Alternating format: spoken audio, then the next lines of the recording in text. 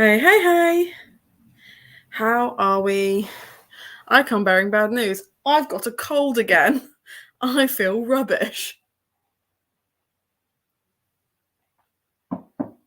I've got a super sore throat, so I don't know how much I'm going to be able to talk this evening. And I don't know how much I've got to say that's positive, to be fair. But for those of you who don't know, tonight we are discussing Certain Dark Things, which is our most recent pick in the Gothicalong. Next month we're doing the Beautiful Ones, which I'm sure will be a lot better, but in general, I don't know how I feel about discussing this, but we will see. How are we getting on? Haven't read it yet. Okay, I will let you know when we get to the spoilers bit. Hey Pixie, I hope you're well. Hey Ellen. So, let's start with ratings.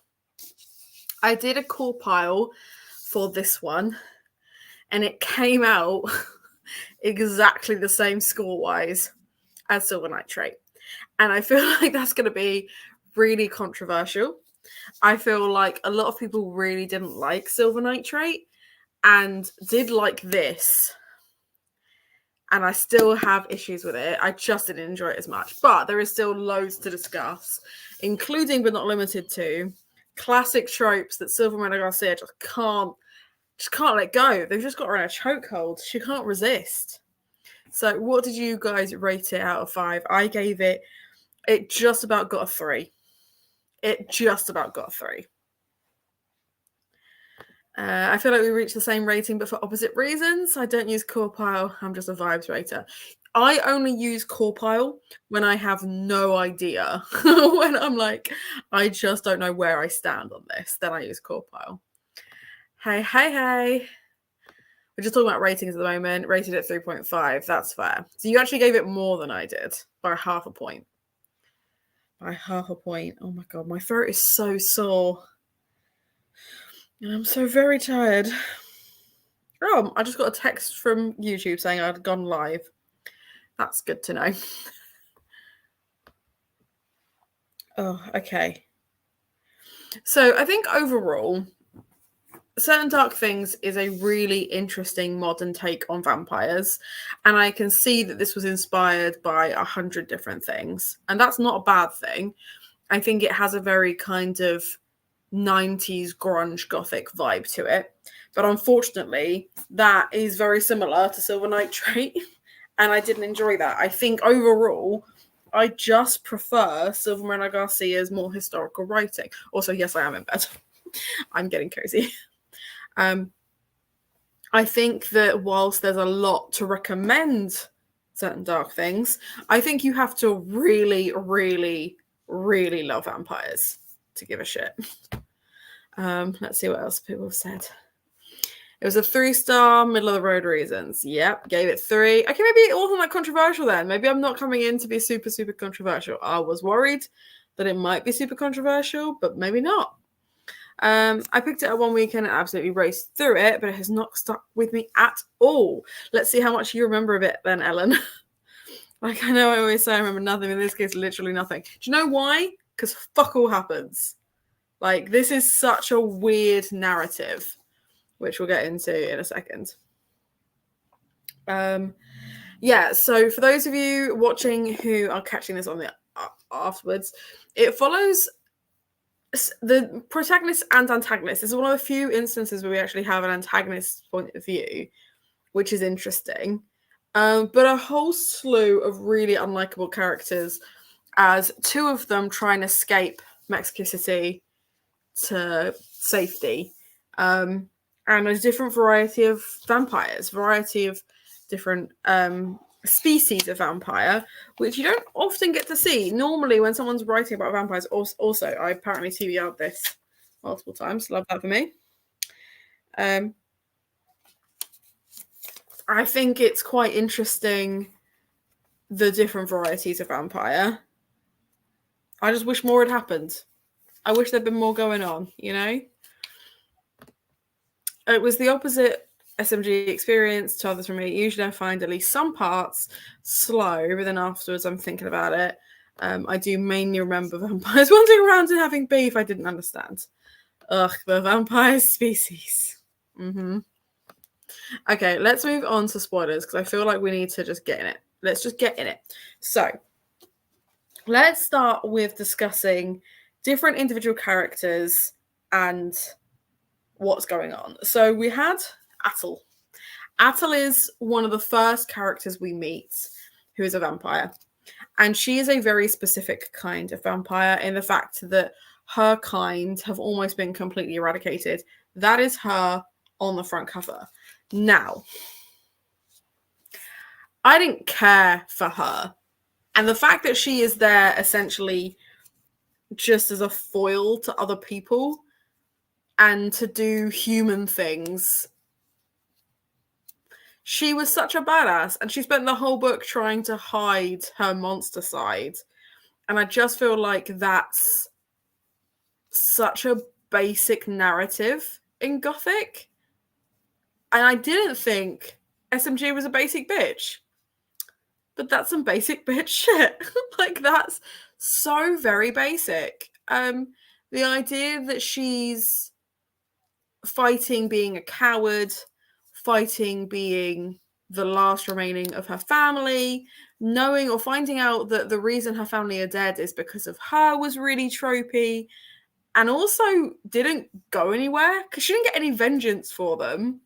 She just escaped and then bounced, like just left. I found her as a character so underdeveloped and so underutilized in the wider narrative. She could quite easily have been a Mexican Kate Beckinsale from Underworld and really stormed the castle of vampires. And she just didn't. She had super cool powers. Her hummingbird wing thing. Love that idea. Love the fact that that is part of the reason she moves so quickly.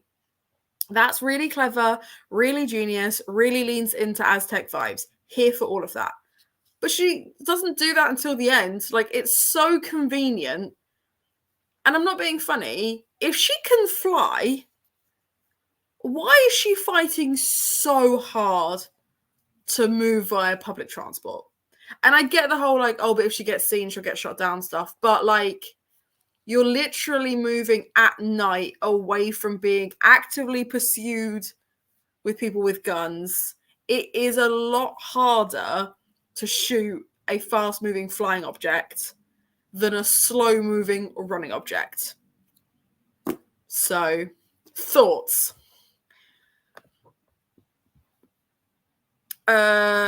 This wasn't a movie. Yeah. Oh my god. Anytime someone says that, whether it's a writer's like, this isn't a movie, this is real life, is such a cop-out because the author is just going, I'm going to do something ridiculous and you've just got to run with it. The cop character had a distinct flavour of propaganda. You know what? I'm going to star that because we're going to come back to that. We're coming back to that. Atta was a great name, however. Yes, I did. And actually, I don't know how it's actually pronounced because I listened to the audiobook and I can't remember how to say it properly, but it was a really cool name. Yeah, just a walking info dump of vampire lore.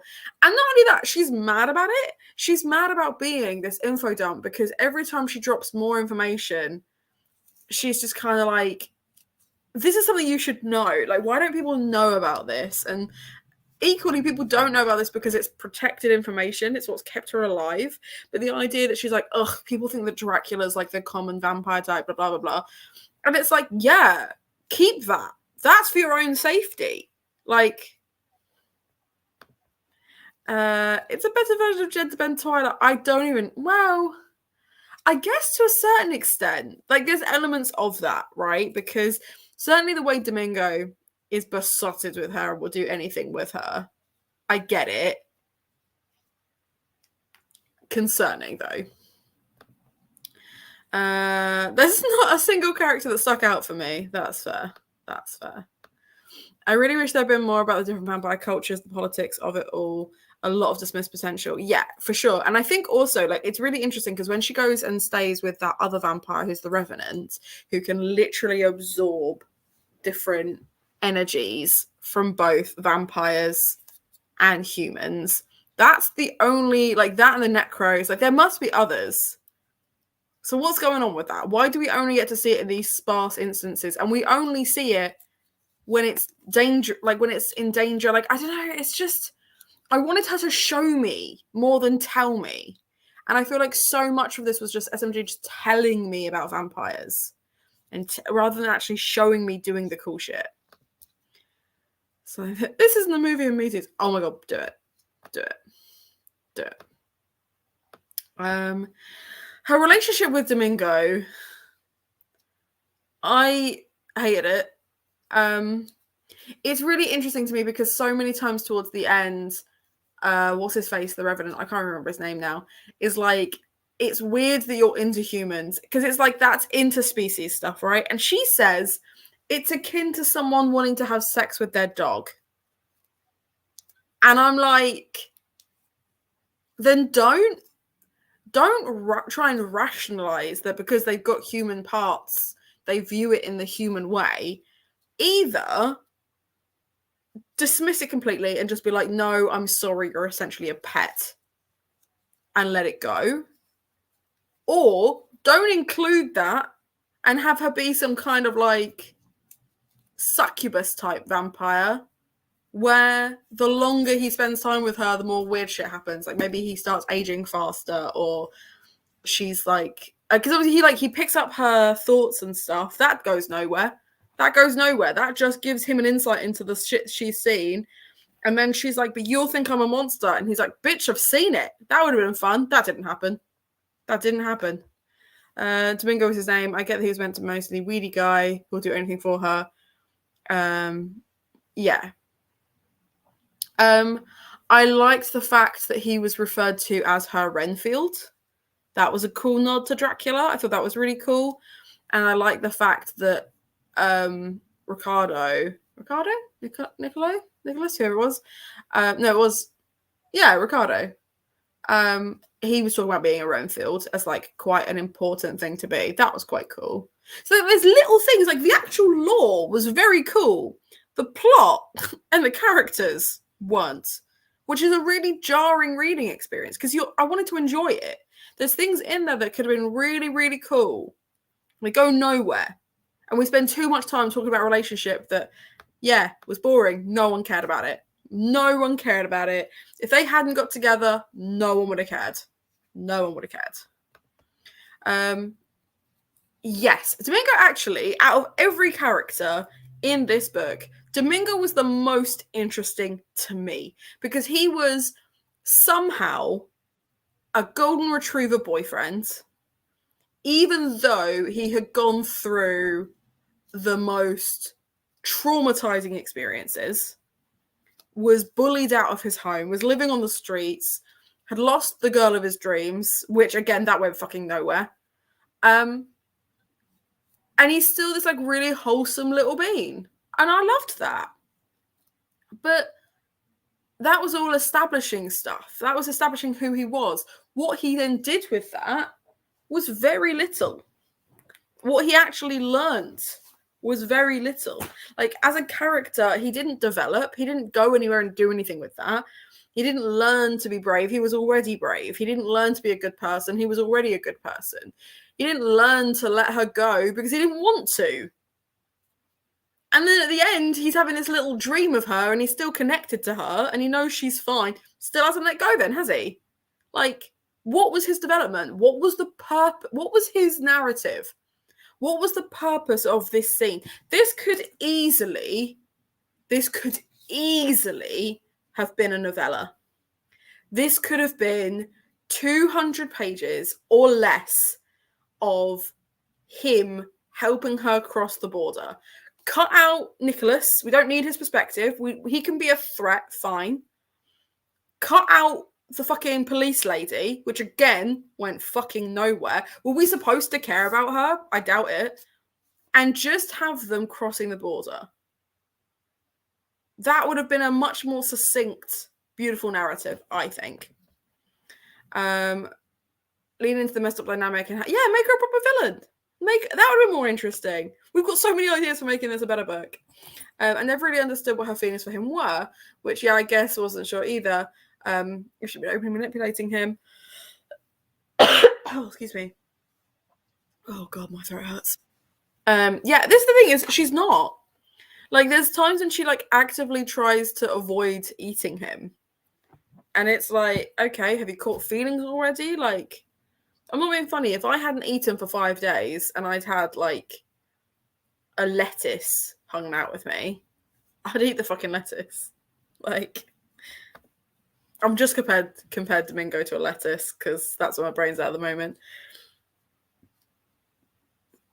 You wanted it to end so that Bernardino won and walked across their bloody bodies. That would have been cool. That would have been very cool. That would have been cool. Why did Anna kill herself?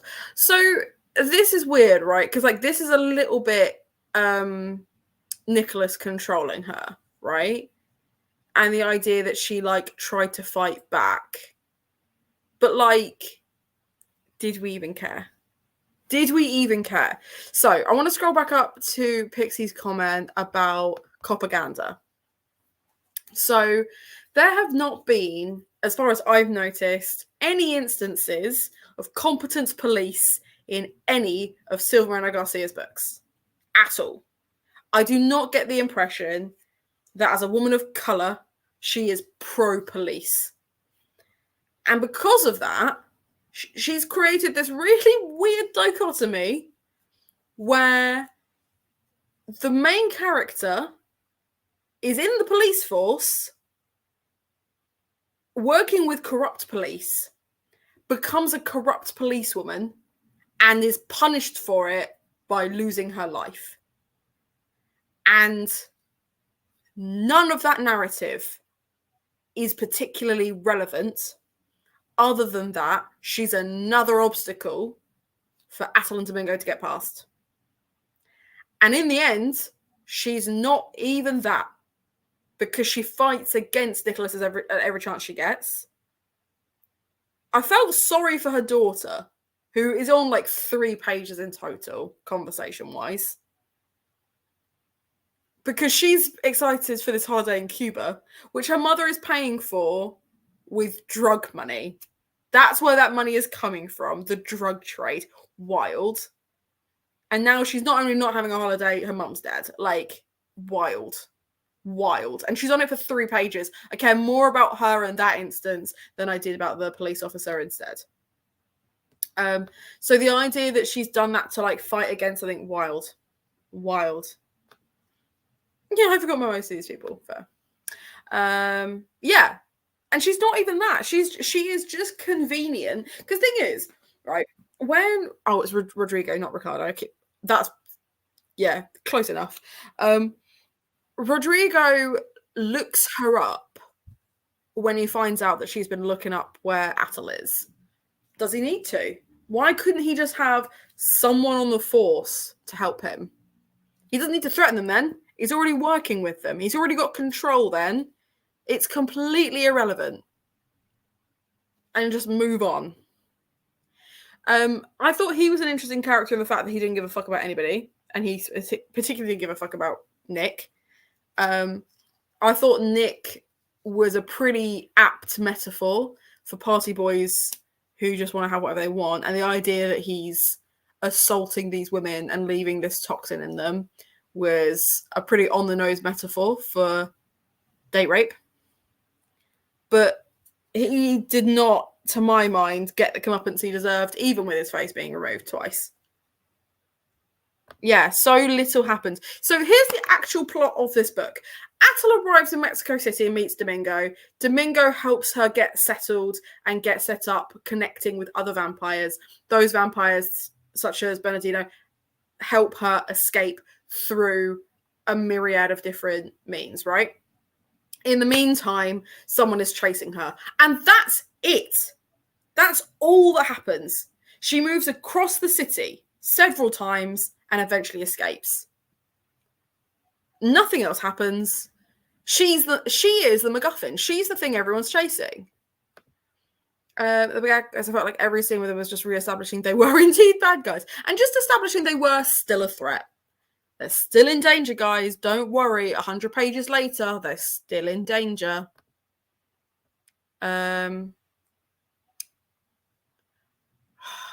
Did she hope to be a good cop, though?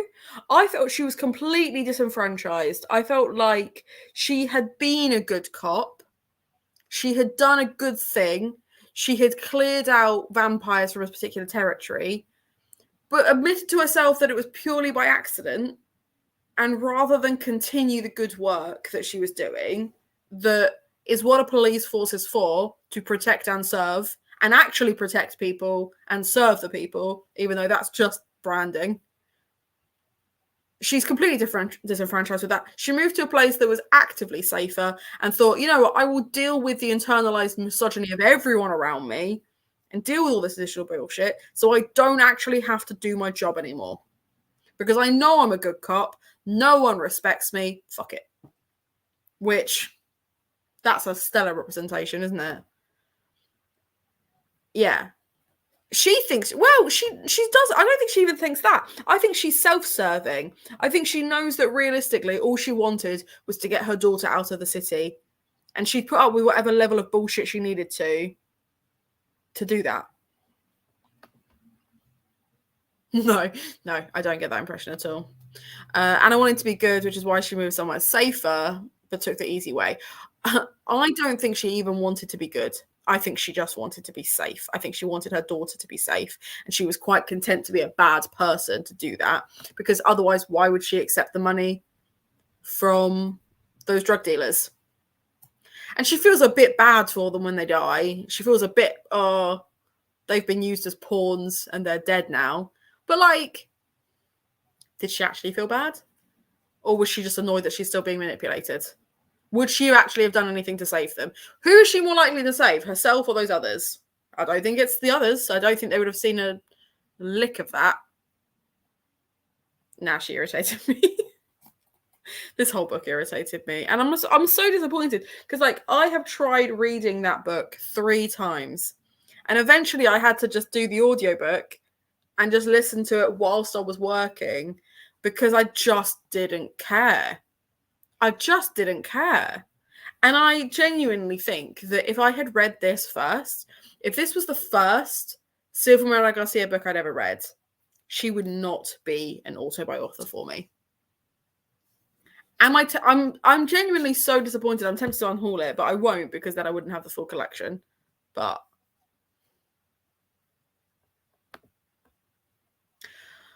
I'm convinced. I want to check that because I feel like she killed herself because Nicholas made her. That she tried to shoot him and she was just trying to escape.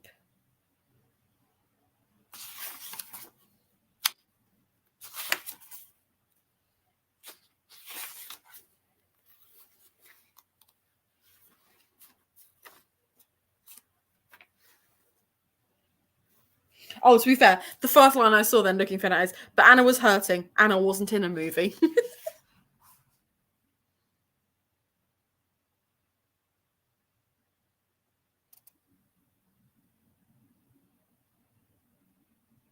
Yeah, so she shoots at Nick, who hisses at her, stupid woman, and she felt his control over her again. She pressed the gun against her own chest, her finger slowly finding the trigger, even though she didn't want to.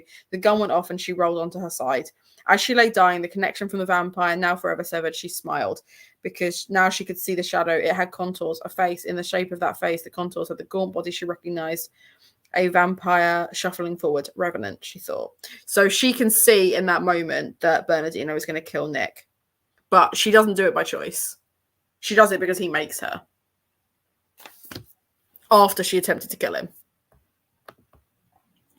I don't know what it was. I just raced through it into... I mean, that's fair. I think the writing style is very easy to engage with. And it's, you know, it just isn't for me. I do think it's an uphill battle for me anyway, because I am no longer in my vampire era. I am really struggling to find vampire books I give a shit about. I tried reading the Glass House Morganville Vampire series with people, didn't vibe with it. Amy McCaw's at this moment is the only vampire book I really care about. What was another one that I read that had vampires in it? Like Dracula I enjoy, because I always enjoy Dracula. But I feel like I read another one with vampires recently. Or I maybe wrapped one up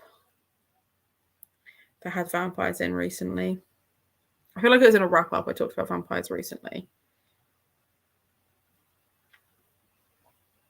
God, swallowing hurts.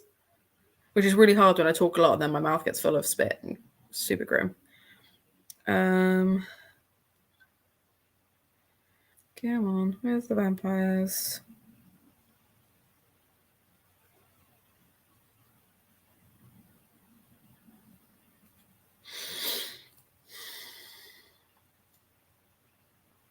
No, I can't remember what novel I was talking about. But I haven't read like a decent vampire novel, except for Dracula, in ages. And actually, Dracula I only enjoy for the nostalgia reasons.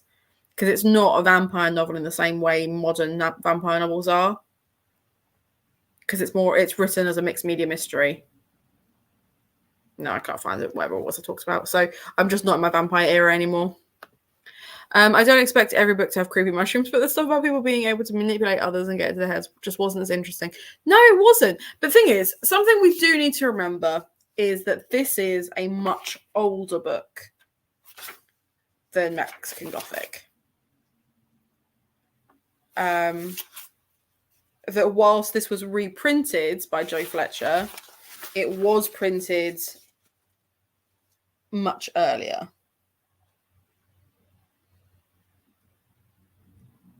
So first published in 2017, as opposed to Mexican Gothic, which I think was 2020.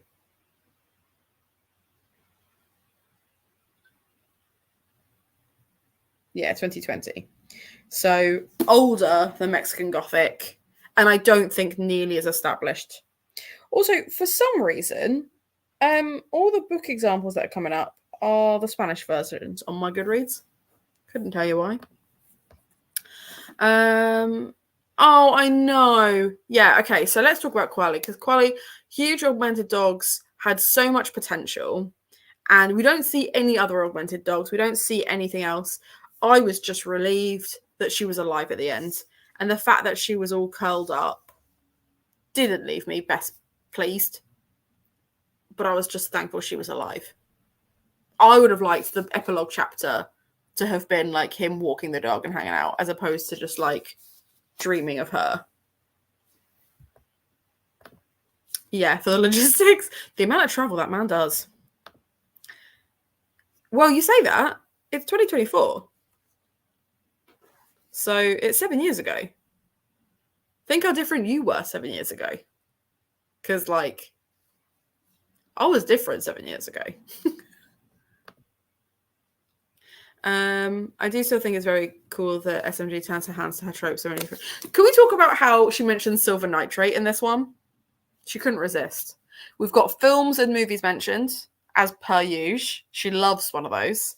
We've also got silver nitrate, because that's the kind of the bullets that take her down. Classics. We've got a nasty man and a nice man. Classics. All classic Silvia Moreno Garcia stuff. Like that. She's written a lot since then. She has. Actually, to be fair, something else that I read in this month was the short story that she's got on Kindle Unlimited, which is The Lover, which is a fairy tale retelling. And it's, again, very, very basic. It's interesting, but I'm kind of glad I read it apropos of this, because there wasn't really enough to discuss. But again, it ticks off a lot of those tropes. It ticks off a lot of those classic SMG tropes. And I don't think she's even sitting there checking a list, but I do feel like you could do a Silvia Moreno Garcia bingo, and those things would be in it. I'm not going to suggest we do that for the next one, because I've read the beautiful ones before, and I'm so going to enjoy rereading it. But I know that the tropes in it are very different, because it's a Gothic romance and reads more like a telenovela than it is like a mystery thriller, which is what a lot of her others are, or like Gothic noirs, etc. Like, it's still Gothic. It still has those Gothic tropes. It's just a lot more, It's like a decadent Bridgerton. Well written and fun. But that's the kind of narrative you're looking at. Which means, Pixie, you're probably not going to vibe with it at all. But I really hope you like it, if just for the writing. If just for there's interesting things to talk about. Because I loved it. And I will be so devastated if I reread it and it's just not as good as I remember. Yeah, it has real Jane Austen vibes the whole way through. The whole way through. Plus, I think you'll really like the fact that in this one, it's not a nasty man. It's a nasty woman. Valerie is a nasty woman, and I love her for it. Like, I hate her, but I love to hate her. Oh, God, my throat is sore. My throat is sore. I might call it at half an hour, as in, like, soon, because my throat really, really hurts. Really, really hurts. So talking is tricky. But has anyone got anything else they want to add about how boring this book was? Yeah, we love women's rights. Almost as much as we like women's rights. Almost. Oh.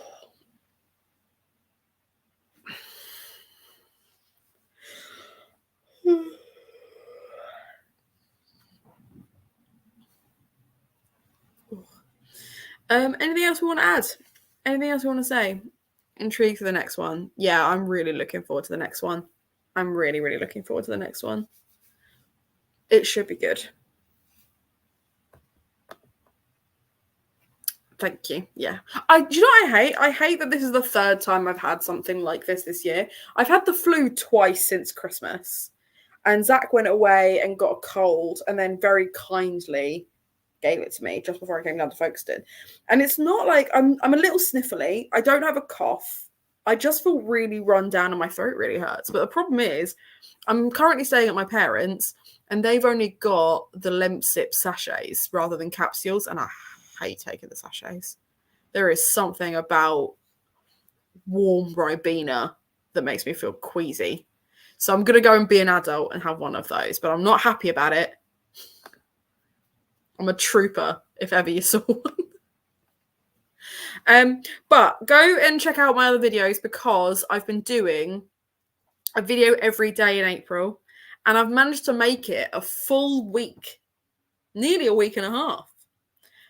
So if you could go watch those videos and show me all the love and support, I'd really appreciate it. Because for some reason, my subscribership is going down, but my viewership is going up.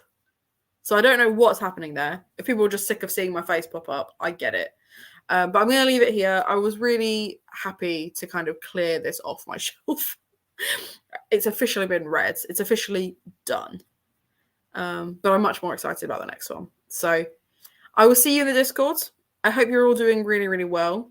And I believe the next time I will actually see a lot of you will be for Gerbit sprints.